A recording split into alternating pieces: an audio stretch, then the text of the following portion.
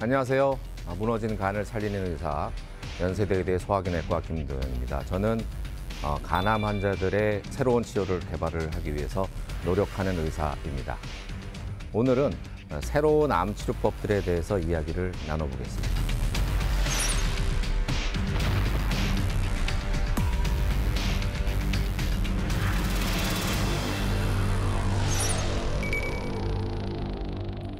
잘 아시는 것처럼 수술이나 항암이나 방사선 치료인데요.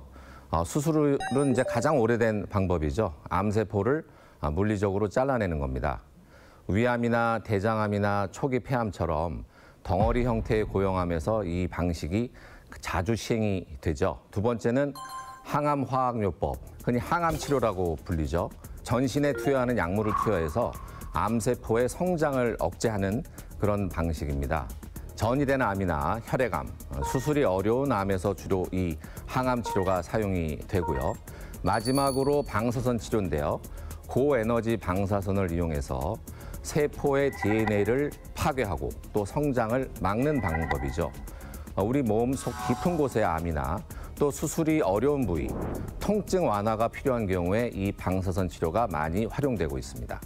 암 치료는 꾸준히 발전을 거듭하고 있습니다. 간암만 한정해서 말씀드리면 병의 단계나 환자 상태에 따라서 여러 가지 치료가 가능한 것이 이제 간암 치료의 특징인데요. 특히요, 최근에는 양성자 치료나 중입자 치료와 같이 입자 치료, 또 전신 치료 중에서는요, 면역 항암제나 표적 치료제와 같은 전신 치료제가 주목을 받고 있습니다.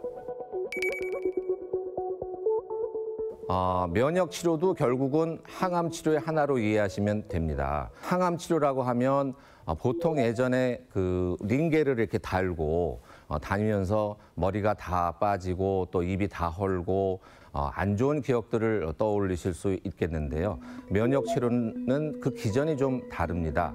우리 몸에 면역 세포라는 것이 있는데 이 면역 세포로 하여금 암세포를 제거하도록 유도하는 그런 약물이 이 면역 치료제가 되겠습니다. 그래서 몸의 자연스러운 힘을 이용하는 거기 때문에 기존 그 세포독성 항암제라고 하는 예전의 항암제에 비해서 훨씬 부작용이 덜합니다. 입자 치료는 우리나라에 이제 최근에 도입된 그런 치료 방식이라고 할 수 있는데요. 기본적으로 방사선 치료의 한 가지라고 보시면 됩니다.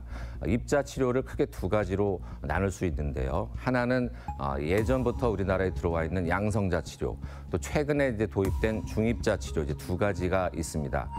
우선 기존의 방사선 치료라고 하는 거는 X선이라고 하는 광자라는 물질을 이용해서 몸속의 암세포를 공격하는 것이거든요.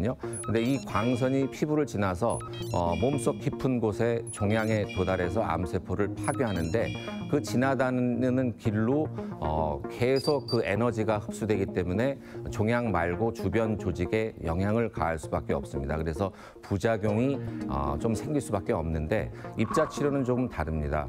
양성자 치료라는 거는 없던 입자를 쓰느냐, 수소 원자핵을 가속시켜서 얻은 그 양성자라는 것 입자가 나오거든요. 또 중입자 치료는 그거보다 더 무거운 탄소를 가속시켜서 암세포에 쏘는 방법입니다. 그래서 양성자 치료하고 중입자 치료의 차이점은 바로 이 어떤 입자를 쓰느냐의 차이점인데 원자 번호 1번보다 원자 번호 6번 탄소가 더 무겁잖아요.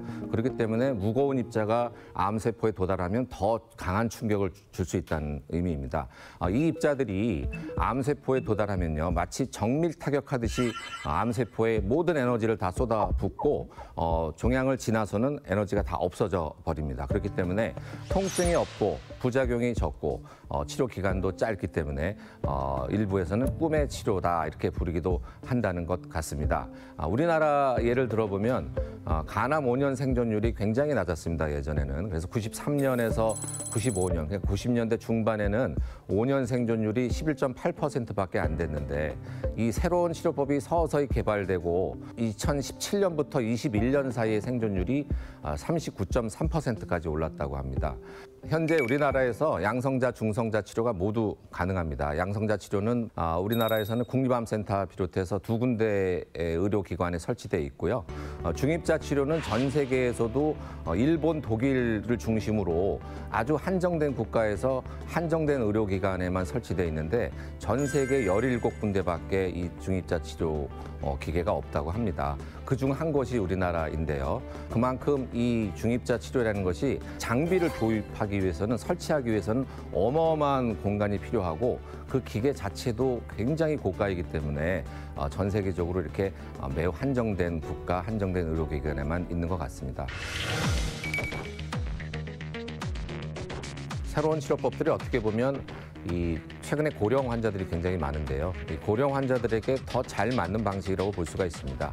연세가 많은 환자분들은 수술이나 시술 자체가 어렵고 또 적당한 약도 없기 때문에 그냥 사실상 치료를 포기하는 경우가 많았습니다.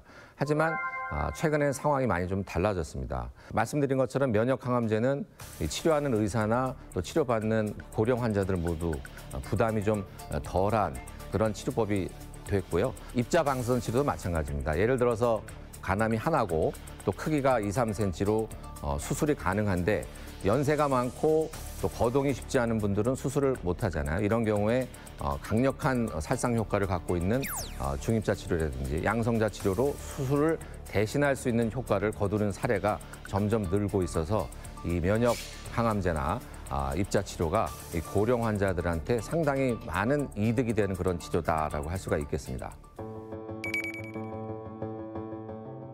면역 항암제는 이제 전신에 작용하는 그 약물이긴 한데 이 약물 자체가 암세포 성장을 막고 줄여주긴 하지만 급성기의 어떤 통증을까지 줄여주지는 못하거든요.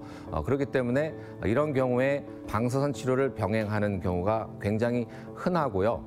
우리나라에서 보고된 결과인데 면역 항암제하고 이 양성자 치료 최근에 2가지 치료 방법이죠. 이 2가지를 병합했더니 기존 치료보다 효과가 훨씬 높아졌다.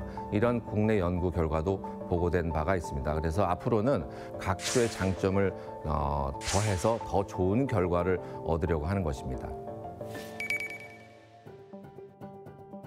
먼저 면역 항암제를 말씀드리면 이제 면역 항암제는 기존의 항암제요. 세포 독성 항암제라고 하는 거에 비해서 상당히 고가입니다. 이전에 항암 치료를 받은 적이 없는 환자의 한정, 간 기능이 좋은 환자, 다른 치료가 불가능한 환자들에 대해서 이 면역 항암제를 쓰도록 해놓고 있습니다.